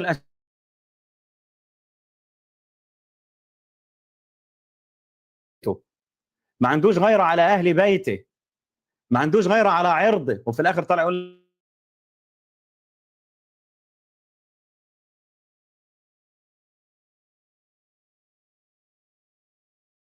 خدوا بالكم يا اخوان، هذه المصيدة والأفخاخ التي تنصب للمسلمات العفيفات. من هذه المشرفة؟ أماني بطحيش؟ من هذه المشرفة؟ سترون خبث هذا الإنسان إذا ذهبت إلى تاريخ تعديل هذا المنشور وانظروا ماذا كان فيه وماذا أصبح. هنا ترى كلمة منقول، سنرى هل هي في عصر المنشور، هل فعلا هذا الكلام منقول. نأتي إلى تاريخ تعديل المنشور ستجد أن هناك نسختان، إذن قام بالتعديل عليها. سنستعين بالبرامج التي تقارن النصوص فيما بينها تطابقهما. ننسخ النص الأول، نقوم بنشر النص الأول، نذهب إلى هذا الموقع، نوثق النص الأول ونأتي بالنص الثاني ونجعله في الجزء الثاني ونقارن. كما ترى القديم كان يقول جمعت لكم، إذا ليس بمنقول، جمعت لكم. ثم ملاحظة، قمت بجولة في كل منهم وعندي فتوى جيدة على أنظمة التدريس. من لاحظ الله. أيوة، يعني الموضوع مش للرجال والنساء، ده الموضوع للنساء أهو، من لها مش من له، عشان تعرفوا يا أخوانا. كمل. هو المنشور للنساء بس، مش كان في للرجال للأخوة والأخوات؟ الملاحظة دي بيت فيها من لها أي استفسار أو تريد. يعني لو قال إنسان الألف كانت زائدة بالغاء هي كانت من له. طيب تريد بدل يريد، أو تريد المساعدة على التسجيل في أحدها فلترى سلني على الخاص يا خاص بتاع خاص وصف إنسان ما به أسود. هذا لو قالوا تاب هذا مش تاب، هذا آيفون. الذي يتوب يهرب من هذه العمات، الذي يتوب لا يضع نفسه في الفتنة، خصوصا أنه لم يكن متزوجا عن ذلك، ثم وضع منقول. رأيتم؟ أضاف كلمة منقول. هذا هو السيفار الوسخ. انظروا هنا، هذا منشور لشخص أشعري والله أعلم قام بمناظرة محمد شمس الدين فكتب هذا المنشور لا يملك الكلام. لكن انظروا إلى الصورة سنة 2019. هذه الصورة ما أنتم ملاحظين المجموعات مركزة على الطالبات اللي من ضمنهم أماني بطحيش حساب موجود من قبل 2018 أو بدايات 2018. وهذه المجموعة الخاصة بالنساء أكيد أماني بطحيش كانت ضمنها فعليبة مجتهدة، ربما تثير بعض النقاشات. كل ده لاصطياد الأخوات المسلمات، طالبات منصة طالب العلم. وطبعا كان في دورة اتعملت مش موجودة هنا، اللي هي دورة فقه الأنوثة، واحنا هنلاقي حد أحسن منك يا بتاع المطاط يعمل دورة أحسن من فقه الأنوثة؟ لا، وفقه الأنوثة بقى على الطريقة المطاطية، وفقه الأنوثة بقى على الطريقة القضيبية، وفقه الأنوثة بقى من واحد عارف كل حاجة، عارف الشبق ازاي، وعارف الإباحيات ازاي، وعارف القرف ده كله ازاي. ماشي؟ فزي ما انتم شايفين يا اخوانا، زي ما الفضيحة موجودة، ده بيعمل ايه؟ ده بيروح لمسلمات عفيفات. ده راح لبنت عندها 15 سنة، راح لبنت عندها 15 سنة يا ناس عشان يضلها. يعني موضوع زي ما قلت لك، ده إنسان عنده كل المصايب، والله ما ترك مصيبة إلا وقام بها، وما ترك شيئا من الموبقات، بدءا من الشرك ومرورا بالفاحشة ووصولا إلى الشذوذ والمطاط والانحرافات إلا وفعلها. ربنا ينتقم منك، وفي الآخر يطلع واحد يقول لك ما كان لكم أن تخترقوه. أعوذ بالله من غضب الله، أعوذ بالله من غضب الله. ابن بشير أليس الشيخ وسيما؟ إني أدعو الله أن يزوجني. بص يا اخوانا، شوفوا قله الادب، شوفوا قله الادب. بقول لك اليس الشيخ وسيما ادعو الله ان يزوجني به؟ اعوذ بالله من غضب الله. شفتوا الوساخه وقله الادب؟ عيفون الذي يتوب يهرب من هذه العمات، الذي يتوب لا يضع نفسه في الفتنة، خصوصا أنه لم يكن متزوجا عن العام، ثم وضع منقول. رأيتم؟ أضاف كلمة منقول، هذا هو الصيفاء الوسخ. انظروا هنا، هذا منشور لشخص أشعري والله أعلم، قام بمناظرة محمد شمس الدين فكتب هذا المنشور، لا يملك كلام، لكن انظروا إلى الصورة سنة 2019. هذه الصورة ما أنتم ملاحظين المجموعات مركزة على الطالبات اللي من ضمنهم أماني ببحيش. أماني ببحيش حساب موجود من قبل 2018 أو بدايات 2018، وهذه المجموعة الخاصة بالنساء أكيد أماني ببحيش كانت ضمنها، فعليبة مجتهدة ربما تثير بعض النقاشات. ما رأيكم بالشيء؟ أليس الشيخ وسيما؟ إني أدعو الله أن يزوجني شيخا مثله، ألا تتفقون معي؟ ومن هالحوارات. لا اله الا الله. مره يقول انا جميل، ومره يكتب لنفسه الوسامه ومش الوسامه. انت وساخه مش وسامه، انت مالكش دعوه اساسا بالنظافه والطهر والكلام ده. انتوا انجز خلق الله، وما في واحد اتبعك الا واصابه نجس من نجسك. انت الماده الخام للنجاسه، والله انت الماده الخام للنجاسه. لا اله الا الله محمد رسول الله. والله يا شيخ ابو الحسن اعوذ بالله من غضب الله. الواحد يعني انت حضرتك دلوقتي بتشوف الموضوع ده لاول مره، تخيل مثلا رجعت الموضوع ده 3-4 مرات عشان اعرف اقول ايه، واعرف اشيل ايه، واعرف اجري ايه، واعرف ما اجرحش الاخوات اللي موجودين هنا، او لو في اخ بيسمع ومعاه زوجته ولا معاه اخته ولا معاه والدته ما يتجرحش بكلمه من القذاره اللي موجوده. قسما بالله العلي العظيم، انا لو عايز اوريكم وساخه اكتر من كده وخبث أكثر من هذا، بس أنا أقسمت بالله أن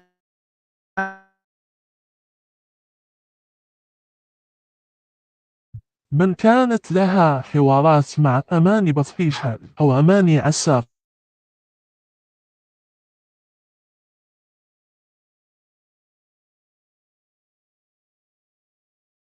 منقول، رأيتم؟ 2019 هذه الصورة ما أنتم ملاحظين المجموعات مركزة على الطالبات اللي من ضمنهم أماني ببحيش. أماني ببحيش حساب موجود من قبل 2018 أو بدايات 2018، وهذه المجموعة الخاصة بالنساء أكيد أماني ببحيش كانت ضمنها، فعليبة مجتهدة ربما تثير بعض النقاشات. ما رأيكم بالشيء؟ أليس الشيخ وسيما؟ إني أدعو الله أن يزوجني شيخا مثله، ألا تتفقون معي؟ ومن هالحوارات. من كانت لها حوارات مع أماني بطفيش أو أماني عساف تخرج لنا ماذا كان بينها وبين هذا الحساب. وهنا نعود إلى التاريخ الأسود لمحمد السليمان لتروا الوسائل التي كانت بينه وبين الفتيات ولتعلموا حقيقة ما نشره.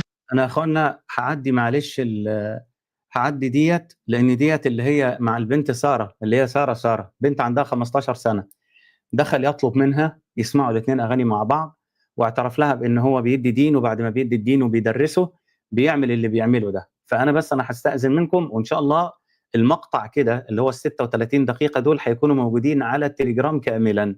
ماشي يا جماعة الخير؟ معلش. بصوا يا اخوانا، ادي الحساب بتاع البنت، بس هتشوفوا البنت نشره له ايه. بصوا كده، البنت العريانه دي اللي هو اتكلم معاها ام 15 سنه دي، شوفوا بعد كده البنت كانت بتنشر له ايه. بصوا. من صور الاستمتاع المستقرة، هل يجوز لو أنت كان بدك هالخواف فماذا كان السؤال المشابه لطالب العلم أو الفيلم؟ معلش يا اخوانا، انا اسف. ما بس هي؟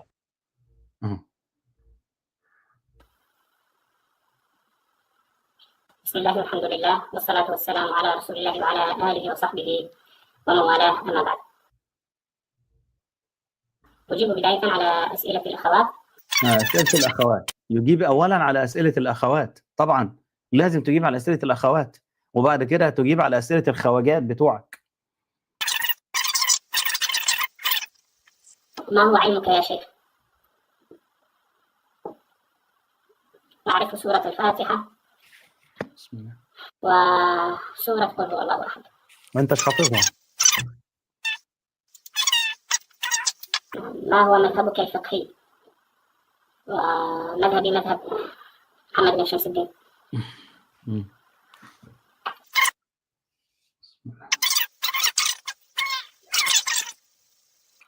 هل النووي أشعري؟ النووي عنده تأويل في الصفات ولكنه ليس أشعري، والذين أولوا في الصفات ليس فقط الأشعري، الأشعرية وماتريدية وروافض ومعتزلة وجهمية، ليس أشعرية، فلا ينسب للأشاعرة بسبب هذا. أفضل كتاب في الرد على الأشاعرة كتاب الأشاعرة في ميزان أهل السنة. هات كذا نشوف. شاطر، اقرأوا هذا الكتاب يا شباب، هو ما عرف علماء السلف إلا من هذا الكتاب. بصوا بقى كلمات من عالم سني تزلزل عروش المداخل الرسانية، ننسخ الاسم ونبحث في صفحة ميدو للردود الشمسية. بصوا بقى، نحذف الجزء الأكبر من بعض كلمات. ها هو تزلزل عروش المداخل.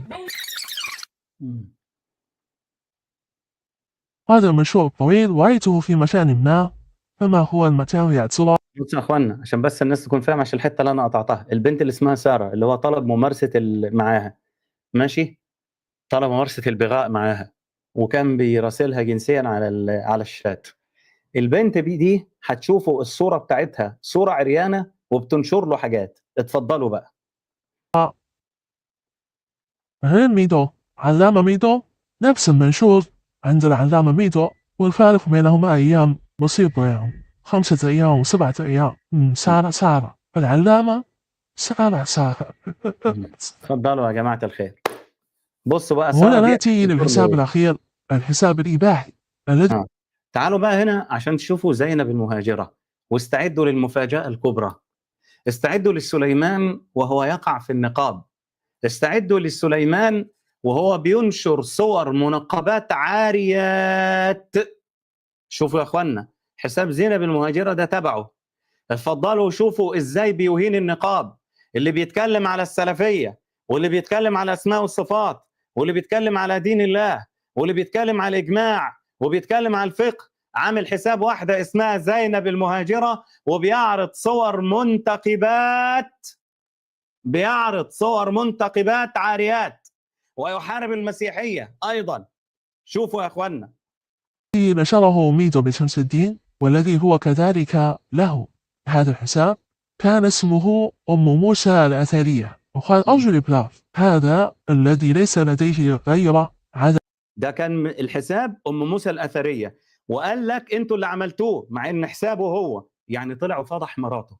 عمرك شفت راجل يا اخوانا؟ قولوا لي في التعليقات، هو الراجل اللي يستخدم مراته وعرضه ويقول تعالوا شوفوا صورها؟ عندكم راجل في المغرب؟ عندكم راجل في الشام؟ عندكم راجل في السعودية؟ عندكم راجل في الجزائر؟ عندكم راجل في تونس؟ بتسموه ايه في بلادكم؟ حد يقول لي الشخص اللي بيعمل لمراته حسابه يتاجر بيه اسمه ايه؟ محارمه يسعى هذه الأفعال. هذا إذا كان هو لم ينشئ هذه الصفحة، لو كان رجلا لما نشر هذا الحساب، لأن هذا فيه مهانة. شخص يذكر زوجتك ولا تفعل شيء، ما تستطيع لا تنشر، ما تستطيع لا تنشر. لكن ما تعرف أنت هذه الأمور، تظن أن الناس مثلك، فما بالك وأنت الذي أنشأت هذا الحساب، والحساب هذا انقطعت أنساسه منذ التاريخ الذي اخترقت فيها حسابات ميدو بن شمس الدين. ما هو فاضل، لديه البثوث ولديه المناظرات ولديه لباس المشيخة، وفي صلاحه الذي كان يبلغه بالافتراء على الناس عن بصوا يا طريق جماعة حساب الخير، العلامة شوفوا وتصميم التصميمات. شوفوا يا اخوانا، الحساب بتاع زينب المهاجرة اللي كان اسمه أم موسى الأشرية وحولوا إلى زينب المهاجرة. شوفوا بقى زينب المهاجرة هتعمل إيه وهتنشر إيه دلوقتي. اتفضلوا يا سادة الكرام. وفبركة الصور والفيديوهات. الآن هو مشغول بالبحث عن الحسابات التي ما زالت تستخدم نفس كلمة السر التي تحصلت عليها، فهو مشغول، فانشغل عن حساب زينب المهاجرة. وأغلب ما سترونه الآن هو تشفير في تشفير، لن تروا شيئا، حساب إباحي، ولكني أريد أن أثبت شيئا ما، أن هذا. شفتوا الكلام الوسخ يا جماعة الخير؟ شفتوا يا أخوانا الكلام الوسخ اللي مكتوب؟ شفتوا يا أخوانا مكتوب هي البنت مش عارف إيه وأنا أتفرج عليها كذا. اتفضلوا يا أخوانا اقرأوا الكلام، مش هقوله، أنا مستحيل أقرأ هذا الكلام القذر، مستحيل أقرأ الكلام القذر ده. لا والله لسه، والله يا فضيل لسه، أقسم بالله يوم 15 لسه، ده أنا بقدم لك بس حاجة كده ماشي، ده يوم 15 لسه. اتفضلوا يا أخوانا الكلام اللي مكتوب إيه. على نفس طريقته العلامة بالكلام المصري السوري. وطابع هذا الحساب طابع خسيس حقير يدعو فيه المنقبات. والله لا أدري هل هذا يعد من الكفر أم ماذا، لأن النقاب والحجاب شعيرة، مشترك في مجموعات لا تنشر إلا الإباحيات بالنقاب بالحجاب، يسخرون يستهزئون بالنقاب والحجاب بأوسخ أنواع الاستهزاء والسخرية، وهذه شعيرة من شعائر الدين. هل يدخل هذا في الكفر؟ اذهبوا إليه في البثوث واسألوا. بص يا اخوانا الوساخه وقله الادب ودعوه المنتقبات الى الفاحشه. وتفضلوا هيقول ايه دلوقتي على اللي هي زينب المهاجره، هيقول ايه على لسانها. ايوه التاريخ جديد. يسألوه وهو يلبس البردة صاحب البردين مدة المشيخة، أو يسألوا شدهة البال ما حكم هذه الأفعال. يسألوه، روحوا اسالوا الخليفي واسالوا دمشقيه، قولوا له ايه حكم ان واحد يعمل كده في النقاب، وان واحد يعرض هذه الصور لمنتقبات ويدعوهن الى الفاحشه والعياذ بالله. روحوا اسالوا المشايخ اللي رايحين يدافعوا عنه، روحوا اسالوا الاشاعره والصوفيه، قولوا لهم ايه حكم ان واحد يعمل صور لمنتقبات في حساب باسم امراه وهو يعلم انه رجل، وان الحساب ده كذب في كذب، وبيطعن في المنتقبات، طعن في الاسلام، طعن في شعائر الاسلام، طعن في شعائر الاسلام يا ساده. اتفضلوا. انظروا هنا عدل المنشور. كان كاتب أحد الإخوة بس قال لا الآن راح يعرفون أنا شيخ، تحذف أحد الإخوة، ما ينفع. شل الإخوة من أتباع زوجي كمان، ما ينفع، راح يعرفوني أنا شمس الدين. غير حذف. طابع هذا الحساب هو تحريض المسلمات أو تحريض النصارى، رجال النصارى على الزنا هذه بالمسلمات. الصور يا اخوانا صور عاريات. محمد شمس الدين يا جماعه الخير اهو قدامكم بينشر صور عاريات على حساب زينب المهاجره. اتفضلوا يا ناس، بعد ما اهان النقاب واهان المنتقبات ودعاهن الى الفاحشه، ادي صور عاريات. انا والله ما الآن هو مشغول بالبحث عن الحسابات التي ما زالت تستخدم نفس كلمة السر التي تحصلت عليها، فهو مشغول، فانشغل عن حساب زينب المهاجرة. وأغلب ما سترونه الآن هو تشفير في تشفير، لن تروا شيئا، حساب إباحي، ولكني أريد أن أثبت شيئا ما، أن هذا على نفس طريقته العلامة بالكلام المصري السوري. وطابع هذا الحساب طابع خسيس حقير يدعو فيه المنقبات. والله لا أدري هل هذا يعد من الكفر أم ماذا، لأن النقاب والحجاب شعيرة، مشترك في مجموعات لا تنشر إلا الإباحيات بالنقاب بالحجاب، يسخرون يستهزئون بالنقاب والحجاب بأوسخ أنواع الاستهزاء والسخرية، وهذه شعيرة من شعائر الدين. هل يدخل هذا في الكفر؟ اذهبوا إليه في البثوث واسألوه. يسألوه وهو يلبس البردة صاحب البردين مدة المشيخة، أو يسألوا شدهة البال ما حكم هذه الأفعال. يسألوه. انظروا هنا عدل المنشور. كان كاتب أحد الإخوة بس قال لا الآن راح يعرفون أنا شيخ، لا حذف أحد الأخوة، ما ينفع. شنو الأخوة من أتباع زوجي كمان، ما ينفع، راح يعرفوني أنا شمس الدين. غير حذف. طابع هذا الحساب هو تحريض المسلمات أو تحريض النصارى، رجال النصارى على الزنا بالمسلمات، وتحريض النصرانيات على الزنا بالمسلمين. هذا طابع هذا الحساب. في البداية كان النموذج الألمانية أو الأثرية، ثم أصبح يدعو لمثل هذا، ولا أحد يعلم. الكل كان يظن بأن هذا الحساب قد غلق من البلاغات، ولكن هذا الوسخ، شوف الوساخات التي ينشرها. واعتذر يا أخو، اعتذر عن نشر مثله، والله اعتذر، لا حول ولا قوة إلا بالله. أوسخ من كذا ما في أي فكرة. ولو تذكرون حينما بدأت التسريبات حول الاسم سايبال، كانت لديه مشاركات في منتديات نصارى في سوريا، منتدى مسيحيين السوريين أو شيء من هذا القبيل. لا زال هو نفس الشخص يا جماعة الخير، نفس الشخص مركب الأحياء، نفس الوسخ مركب الأحياء. لا تخترقوا حسابات هذا الإنسان، لا ما يجوز. لا إله إلا الله محمد رسول الله صلى الله عليه وسلم. خلاص يا اخوان، انتوا شفتوا دلوقتي واحد بيدعو المسلمين الى فعل الفاحشه في الراهبات، ويدعو المسيحيين الى فعل الفاحشه في المنتقبات. بالله عليكم، هل هذا لا يخترق حسابه؟ هل هذا لا يفضح بين الناس؟ انا هنزل لكم المقطع كاملا، وهنزل لكم البنت اللي اسمها سارة، هنزل لكم كل حاجة. المقطع 36 دقيقة من الفضايح، من غير بقى التعليق بتاعي، هنزله لكم على التليجرام عشان تشوفوه. بس يا ريت البث ده قبل ما انشر، انا هنشره بكره، مش هنشره النهارده، هنشره بكره ان شاء الله رب العالمين. يا ريت البث ده تشيروه. انا عارف ان البث ده هيتبلغ فيه، البث عليه حوالي 400 اعجاب، رغم ان عندنا دلوقتي اكتر من 500 شخص.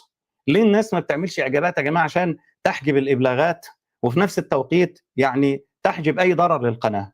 اعتقد ان الامر امامكم الان صار واضحا ومفضوحا. من عاد لي وليا فقد اذنته بالحرب. من عاد لي وليا فقد آذنته بالحرب. أنت تتبعت عورات المسلمين، والآن فضحك الله في جوف ذلك. بصوا يا أخوانا، بيدخل لي ناس يقول لي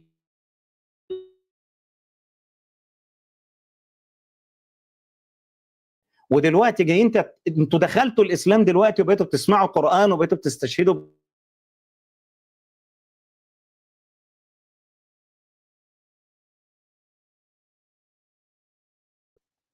بس ترجعوا للحق. اهلا بكم في الاسلام واهلا بكم مع اهل السنه، بس ترجعوا للحق. لكن انتم غير رجاعين للحق. هذه عقوبه الله على هؤلاء. انا هقفل البث يا اخوانا لاني تعبت، وهشوف بس الشيخ حسن او الفيديو اللي انتوا قلتوا لي بتاع الشيخ حسن، ماشي خلاص، وهرد عليه. لو احتجت ان انا اعمل بث، احتمال يكون في بث بعد ما اسمع فيديو الشيخ حسن. انا مش عارف هو قد ايه، ما اعرفش هو نص ساعه ولا ساعه ولا ربع ساعه ولا قد ايه، فهسمعه وهرد عليه مباشره ان شاء الله رب العالمين. القاكم على خير. لكن يا ريت الفيديو ده ابعتوه، ابعتوا الفيديو ده للي بيدافعوا عنه، ابعتوا الفيديو ده للي بيقولوا السلفيه، ابعتوا الفيديو ده وقولوا لهم السلفيون اسقطوا الحدادي. ماشي؟ السلفيون اسقطوا الحدادي، مش اللي طالعين يشتموا في الدنيا ويشتموا فينا وحاطين لنا كلنا في سله واحده. لا، فرق يا حبيبي، فرق يا بابا. ما احنا ممكن نعمل زيك ونقول اديكم كلكم عاملين كذا، لكن هي مش حرب. هي مش حرب. كان بيسعك السكوت، كان بيسعك الصمت، كان بيسعك الا تدلس على الناس. واحد راح واعترف بلسانه وبيده ان هو والعياذ بالله موجب. انت جاي تقول لي هات 4 شهود، والله انت محتاج يكشف على قواك العقليه. نشوفكم على خير يا اخواننا. اسال الله سبحانه وتعالى لي ولكم العفو والعافيه، والنقمه لشمس الدين، والنقمه لهذا المطاطي. وصلى الله وسلم وبارك على سيدنا محمد وعلى اله وصحبه اجمعين. السلام عليكم ورحمه الله وبركاته.